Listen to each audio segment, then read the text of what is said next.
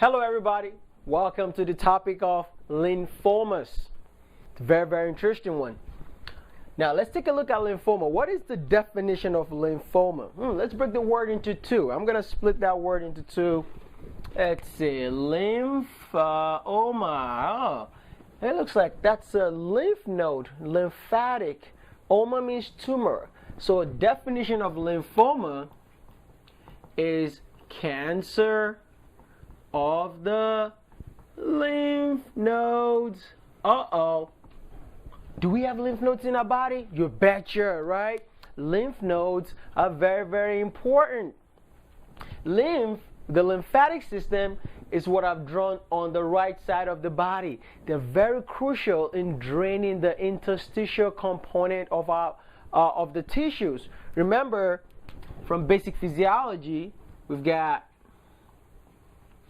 a capillary, right? That's what a capillary will look like.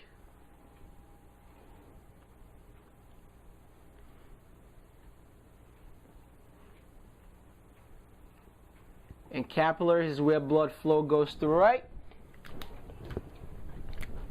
So blood is going through a capillary system. However, we're going to leak some of the fluid into the interstitial component, and somebody's got to pick it up. The guys that do that job to make sure everything else is returned to our body. A little bit of protein, whatever bacteria, antigen is filtered by the lymphatic system. So their job is to drain, let's say, a little bit of serum in there. If there's proteins, if there's bacteria, they all have to go through the lymphatic system. And that will be a lymphatic vessel, which is now going to drain and end up in a lymph node. So let's take a look at the right side of the board.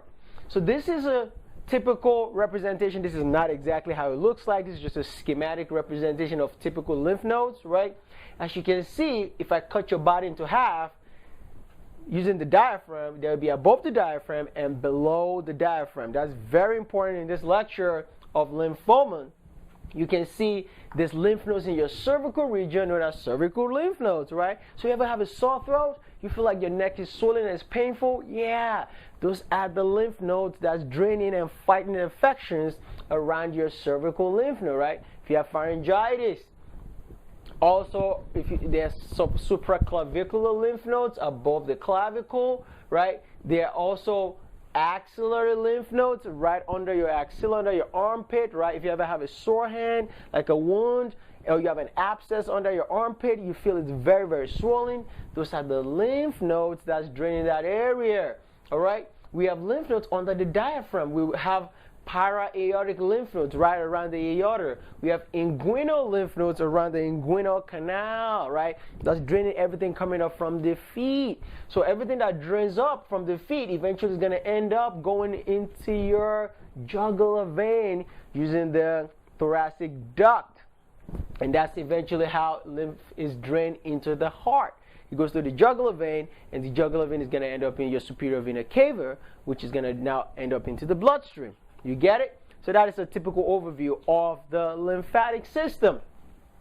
However, remember, there's all these little nodules I drew here. Those are your lymph nodes. That is a lymph node. Lymph, right, H node. What's inside a lymph node? That's very important that we know that, right? We can't talk about lymphoma without talking about the lymph node. A typical lymph node, right, is going to have a lymphatic vessel, and if you notice, there's a little valve in front of this, inside the lymphatic vessels. Well, the reason it's a one-way valve is to prevent backflow of anything back into the opposite direction. So it's a one-way street. Once you enter it, you can't turn around. If you turn around, cops are going to pull you over and give you a ticket. I'm just kidding. All right? So when cells go through this, right, it's like going through a tunnel. You can't go back, and they end up in the lymph nodes. Now, in the lymph node, you will see the lymph node has a cortex, and also it has B cells, which I put in green, hanging around the cortex. And in the middle, in the germinal center, we have T cells B cells, plasma cells, macrophages. Can you imagine? That's a whole conglomeration of a lot of soldiers. That is the army barracks. That is where all the soldiers live. The reason is they're going to be sampling all the antigens that's coming through your system, and they're going to try to destroy them, either using a T cell if it's a virus, B cell making plasma cells, which is going to make antibodies, or even macrophages to engulf these organisms. So if there's a lot of action going on inside the barracks, it's going to be very hot in there, it's going to be very swollen. That's why you develop lymphoadenopathy. And that's why you develop painful lymphadenopathy when you touch under your, right under your mandible, there's submandibular lymph nodes, right? And you feel them or paracervical lymph nodes, and you're like, oh, that hurts. Yeah, that's because there's a lot of action going on inside the lymph node. So now that we know what a lymph node looks like, what the lymphatic system looks like, let's come back to lymphoma. Now when we have a cancer of this lymph node, we have a lymphoma. So there's two types of lymphoma. Let's break it into two. There's Hodgkins disease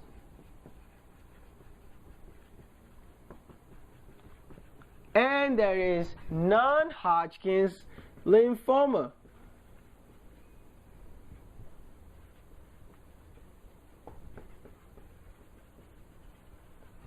That's NHL. And Hodgkin's lymphoma and non-Hodgkin's lymphoma. Well, we're going to focus on Hodgkin's disease in this section of the lecture. So what is Hodgkin's disease? Well, Hodgkin's disease often actually has a certain characteristic. It has a bimodal age distribution. What does that mean? Bi means two, modes means different age. So let's focus on Hodgkin's disease.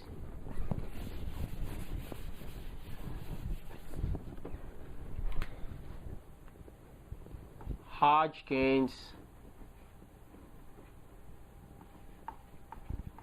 disease.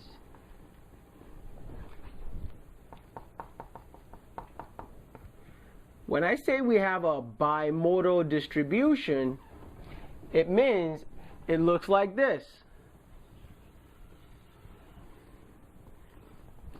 It happens in two different age groups.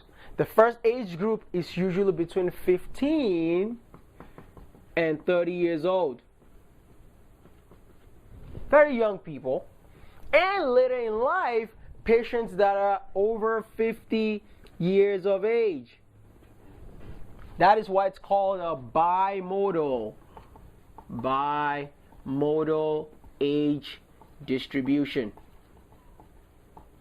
Those are the patients that often get this disease. Now, the lymph node is the bread and butter of Hodgkin's lymphoma. All lymphomas have lymphoadenopathy. They are all swollen. So if you don't remember anything, that is very, very common to all lymphomas. So the lymph node histology is actually going to tell us what kind of Hodgkin's disease that you have. That brings us to my story, which I'm going to tell you today.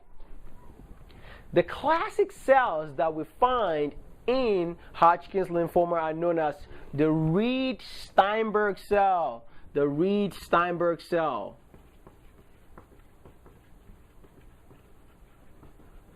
And they look like this.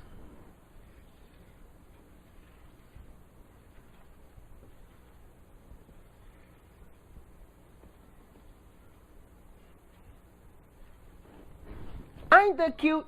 And put a little mouth in there. They look like owl eyes. I'm sorry.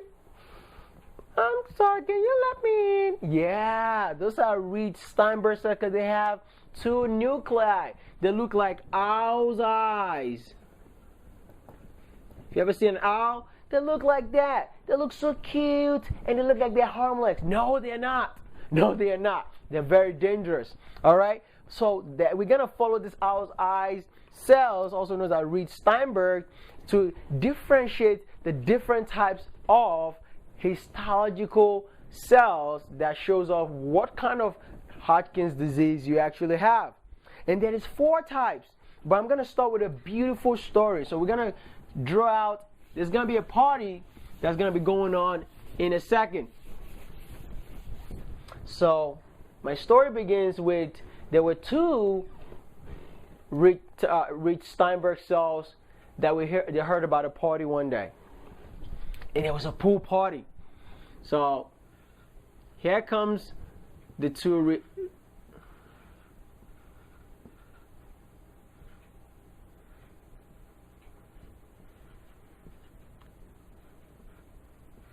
So here's one Rich Steinberg, and here's his friend. They heard about a party that's going on in town. They got the owl eyes, right? And they're like, oh. So they knock on the door, and here's the house. It's a nice, beautiful house. And they heard about a party going on.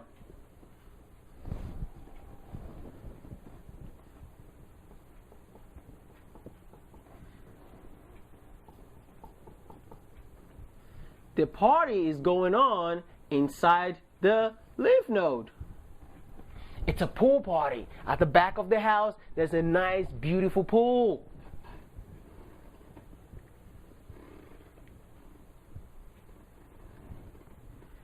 Here's the pool with a lot of guys hanging out around the pool. Everybody's sitting around. We've got B cells, which are lymphocytes, right? Hanging around, having a couple on the table, having a good time.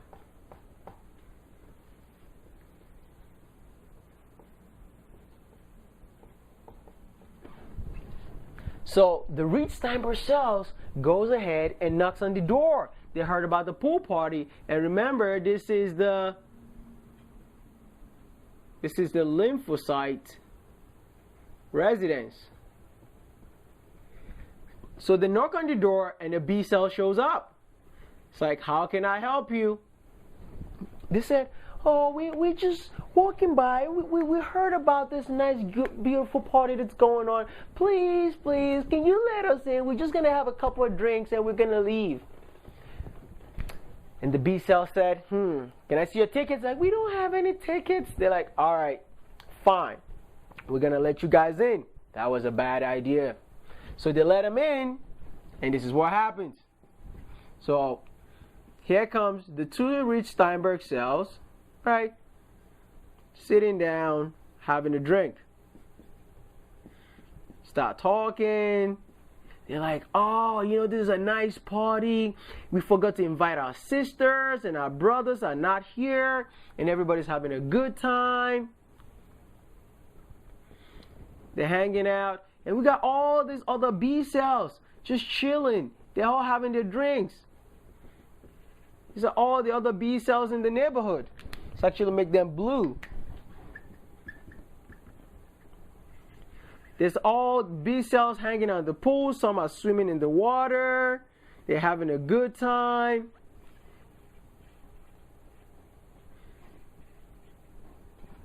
There's the other guys over here. And this is the first histological type we're going to see in Hodgkin's lymphoma. Guess what's going to happen? There's only 2 Rich Steinberg, but there's tons of lymphocytes hanging around. They're having a drink, they're partying, dancing, right? Everybody's got to have a good time. So this we call lymphocyte predominant form of Hodgkin's lymphoma. How do you like that? This is actually known as the lymphocyte predominant. Lymphocyte predominant. And this is about 10 to 20% of the time.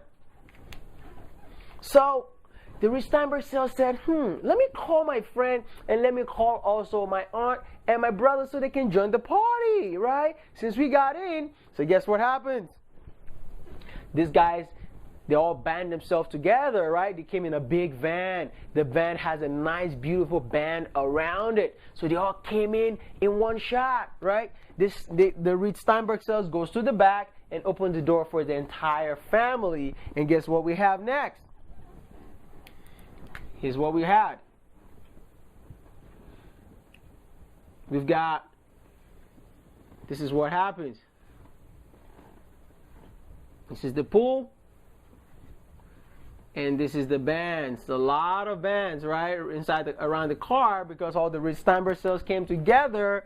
And all of a sudden, there's a lot of Rich-Steinberg cells in the neighborhood, in the party. Who invited you guys? They're like, oh, you know, we heard about the party and we decided to stop by. And so the B cells weren't too worried because all of them came in a band. They're like, you know what, you guys can stay in the corner. But as long as you stay within your bands, those bands are known as nodular sclerosis. Nodular sclerosis. So bands of collagen actually envelope the Reed-Steinberg cells in the pool. So all of them are hanging out in the pool, right? This is the nice, beautiful pool. And this is known as the nodular sclerosis Hodgkin's lymphoma. And this actually bands of collagen. That's how you remember it. Bands of collagen.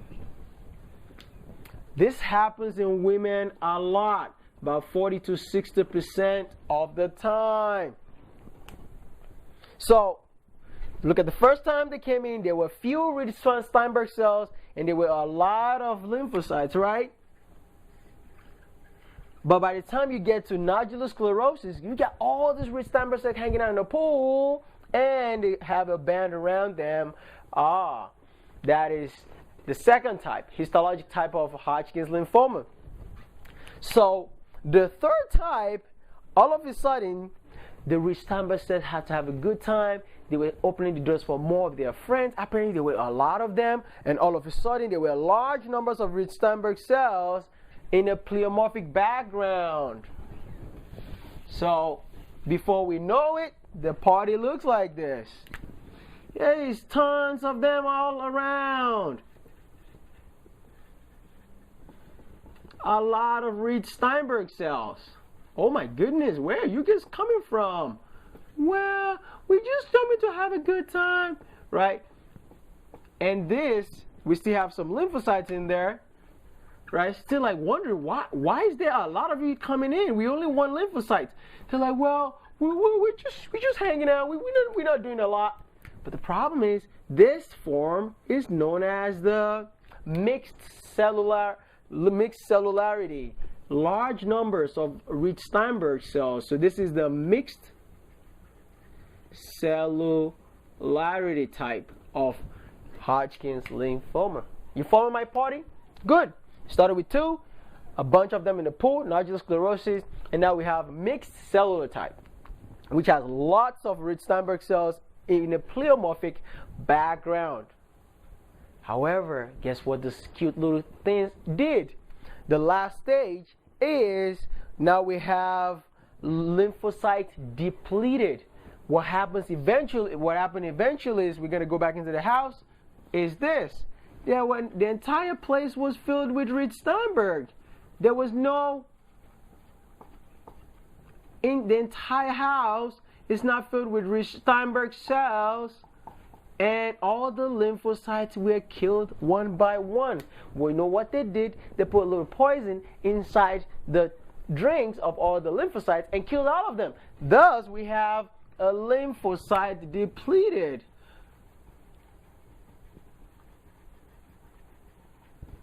And that happens about 10% of the time. So these guys were bad boys. They lied. They pretended as if they were nice and cute, but all of a sudden they invited all their friends, and by the end of the story, they changed it from a lymphocyte residence to a patient that has developed Hodgkin's lymphoma. He became the Hodgkin's residence, unfortunately.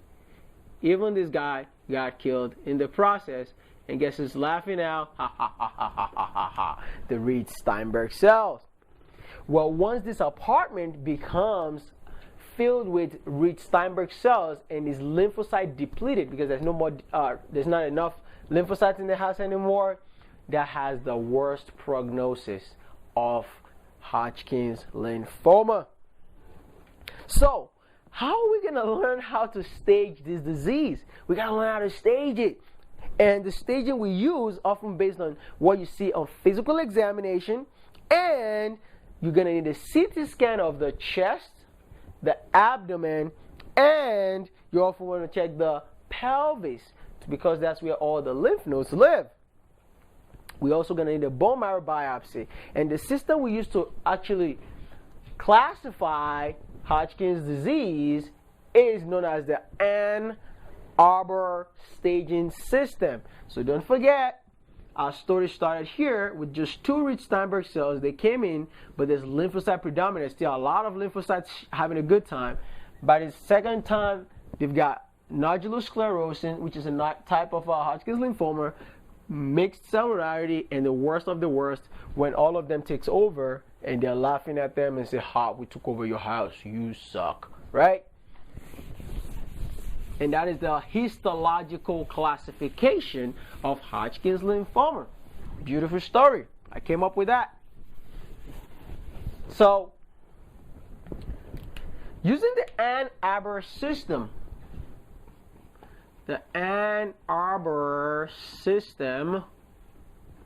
we are going to stage this disease. It is only 4 stages. Very, very, very easy. There is stage 1, there is stage 2, stage 3, and stage 4. Usually stage 1 means 1 lymph node. 1 lymph node, stage 1. 1 lymph node, stage 1. So let's pick a lymph node. Oh, I'm just going to pick that guy. Look at that. So if I only found 1 lymph node that is very swollen, that is stage 1. 1 lymph node. Very simple. Guess what stage 2 would be? Stage 2 is just 2 or more lymph nodes, but it has to be on the same side of the body. So remember, I'm using the diaphragm to slice our body into 2. So stage 2, you have 2 or more lymph nodes, but it has to be on the same side of the body. So both of them have to be above the diaphragm. So let's say I found 1, 2, and 3, right? That will make it a stage 2 because all of them are above the diaphragm. You got it? Excellent.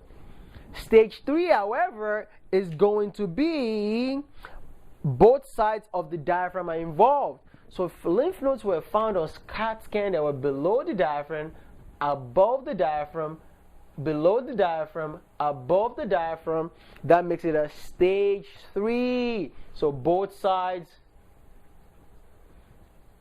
of the diaphragm, right? That is a stage 3. And stage 4, at that point, everything has disseminated. It doesn't matter which up or down. It's all over the place. It's actually all over the place, and also in extra lymphatic sites. Not just in your lymph nodes anymore. It's not in tissues and organs because the cancer has now spread all over. So that's like widespread disease. And that's no dissemination. Widespread past the extra lymphatic sites. And that's how we stage it. Very, very simple, right? 1, 2, 3, right? Up and down, and 4 is all over. So, what does the patient present with clinically? What kind of symptoms do they often have? Well, they often have no symptoms. Huh? Yeah, they're asymptomatic. Often, they might have B symptoms. B symptoms are fever, weight loss, and night sweats. Fever, weight loss, and night sweats. These are known as constitutional symptoms. But that means if you have that with this, you have a very bad prognosis. So, that is the symptomatic classification for Hodgkin's lymphoma. So, let's talk about the clinical features. What do they present with clinically? Remember I said they have no symptoms. Clinical symptoms. Well, what did I tell you at the beginning of the lecture anything that affects the lymph nodes is swelling. It's known as lymphadenopathy. So the most common symptom is a painless lymphadenopathy. They have no pain. They just like, doc, you know, I have this huge bubble, like just in my neck, or right.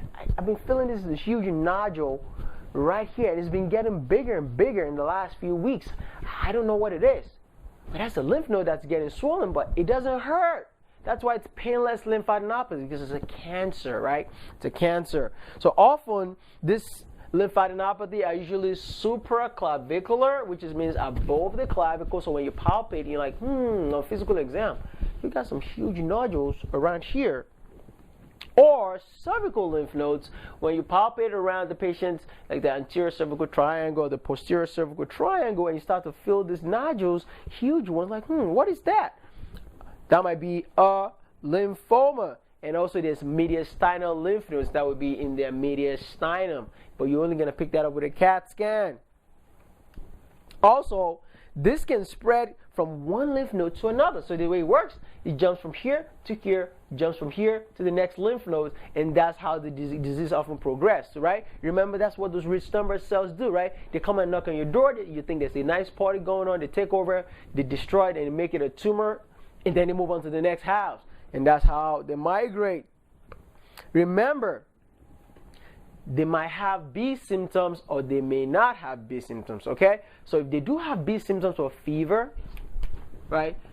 B symptoms of fever, weight loss, and night sweats, right? If somebody's complaining of fever, weight loss, or night sweat, and they have painless lymphadenopathy, that is a very, very bad prognosis. And these patients can also have itching and cough.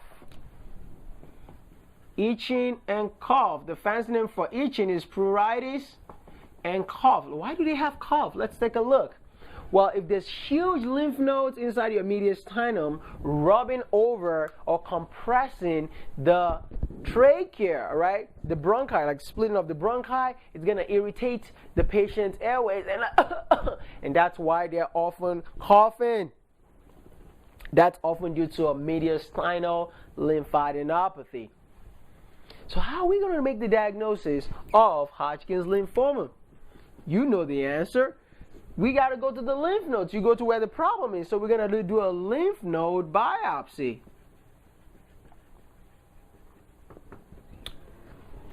And what are we looking for?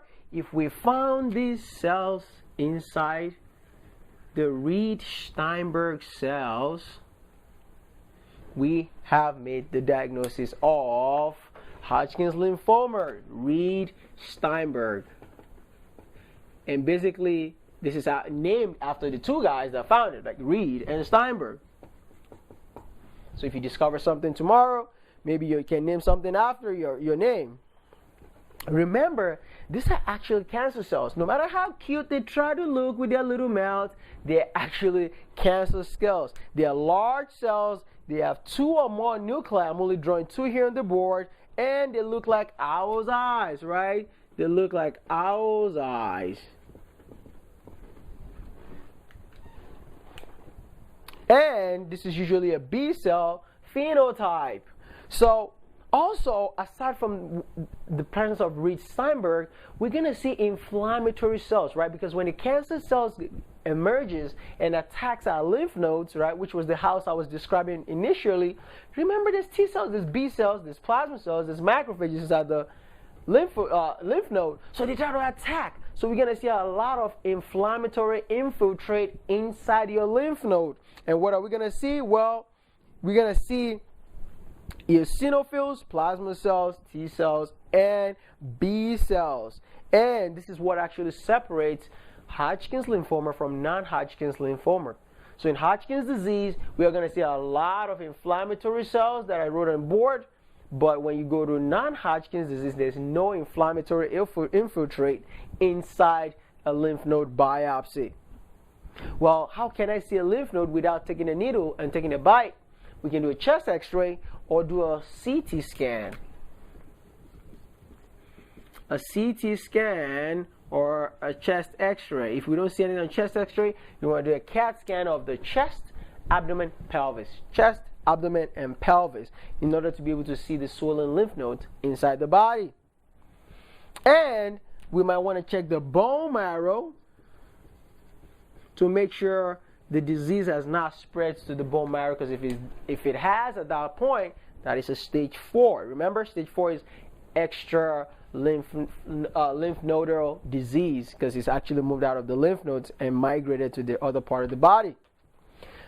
Lab-wise, on labs, we might see leukocytosis, eosinophilia, and level of ESR is usually high sometimes. So labs might just see a high white count, see a lot of eosinophils, as eosinophilia, and erythrocyte sedimentation rate is often elevated. And that is just telling you the disease activity is going on, because there's a lot of inflammatory infiltrates going on. If there's inflammation, right, you're going to expect your ESR to be elevated. Now, how do we treat this disease? Well, treatment often is chemotherapy and radiation, right? We want to radiate the lymph nodes to destroy them and prevent them from spreading.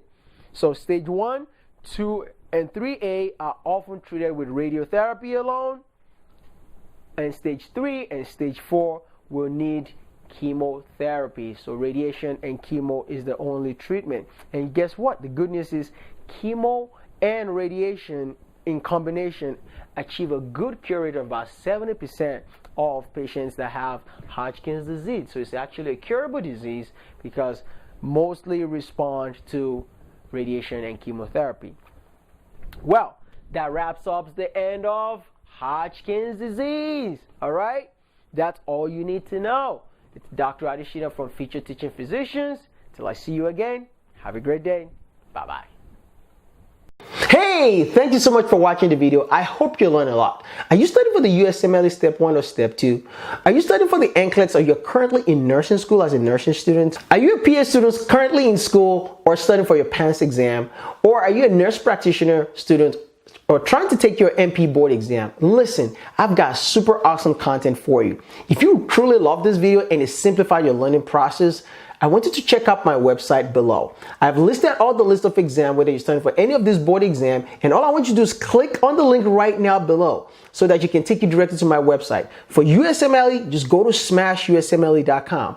For NCLEX, go to crushnclex.com. And if you're studying for the PANCE exam, the nurse practitioner exam, or you're studying for your internal medicine board exam, just click below and it'll take you directly to ftplectures.com. Listen, I can't wait to help you. If you need to get in touch with me, just get to my website, be able to reach me directly, and we can work together one-on-one. Listen, you're super awesome, and my goal here is to help your dream come true. If you want to be a doctor, want to be a nurse practitioner, a registered nurse, or physician assistant, I'm here to help you get to that next level with your medical knowledge. Let's save the world together. I love you guys. You guys are super awesome, and do not forget to click on the link below to be able to get to my website. Also, don't forget to subscribe to my channel. You guys have a great day. Let's go.